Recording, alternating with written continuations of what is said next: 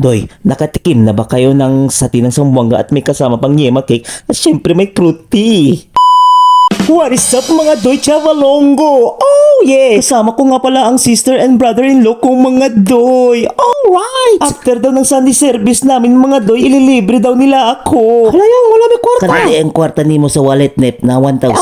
Sino yan? Anong kagit ya? Ay, wala ko kagit, allergic lang ni ha. Ew, yats kadiri. Kate, nakikita nyo naman mga Doy ha. On the way na kami, so nandito pa kami sa Sinubong ha. Hakdok. Buti na lang walay ulan mga Doy, kasi kung ulan, nababasa talaga kami. Ano ka babasa? Di ba ang ulo mo parang dahon ng gabi? Bastos talagang bunganga mo ha. Anyway, mga Doy, sa nandito na nga pala kami kung saan kami kakain. So, dito nga pala nila ako ililibre. First time nga namin pumunta dito mga Doy. So, itatry namin yung mga milk tea, iced coffee, at syempre yung fruit tea. Alright! Kakarating lang namin mga Doy. So ngayon mga Doy, bababa na kami kasi o-order na kami ha. Naku, hambre na talaga Doy. Ay, ang botsi mo. How? Ate Kek, nyo naman mga Doy. So ito nga pala yung binebenta nila. So marami pa silang binebenta dyan mga Doy. So ito nga pala yung pangalan ng coffee shop nila. Real Starbucks. Nate, Starbucks daw. Malubista. Ano yung panano mo, Blurt?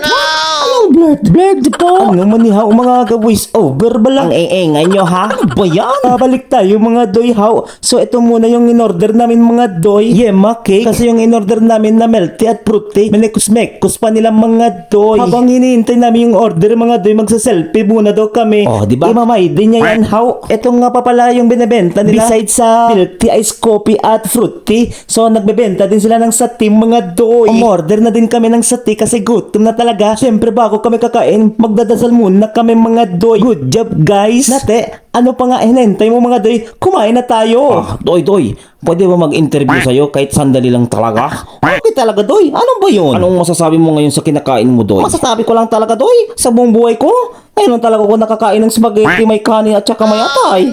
Na, ano daw?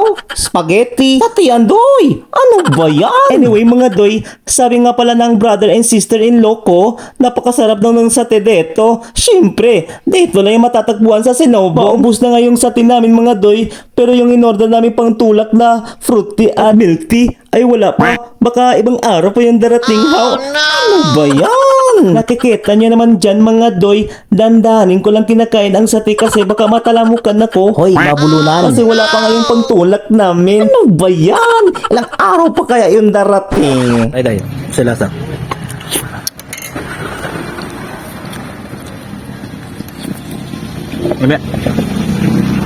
Oh, masarap daw talaga ang yema cake. So, naubos ko na yung sati, dumating na yung order namin na milk tea at fruit tea. Ay, sa wakas, dumating na talaga. Akala ko next year pa darating. Ay, kaya bolbida. Ano daw? Ay, ang bot sa inyo. Habang nag-uusap pa kami dyan mga Doy, pinikos-mekos na namin yung fruit tea at milk tea. Ito nga yung flavor na in-order nila na milk tea dyan mga Doy. Ang kay Nep-Nep ay ube, ang kay Hana ay machete. Ha? Keber machete. Ay, matcha! Hindi machete! Ay, na. Ay, sorry lang Doy how. Kung sa akin naman Doy ay blue lemon. So try natin mga Doy. Let's go! Wow. Tamis. Ikaw. Go.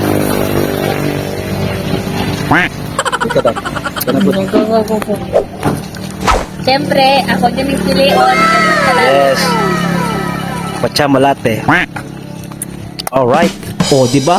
Masarap! Tinikman ko na din yung yema cake how. May blue lemon pa. Alright! Bago matapos ang vlog ko mga Doy how, isya-shoutout ko nga pala yung mga followers and viewers ko dyan at syempre yung mga family, relatives and friends ko. Maraming salamat sa inyong lahat dahil sumasabaybay talaga kayo sa vlog ko.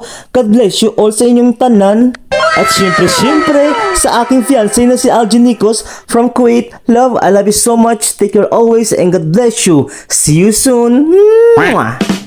Again and again mga Doy, hanggang dito na lang yung vlog ko. Maraming salamat sa inyong lahat. See you again in my next vlog. Adios!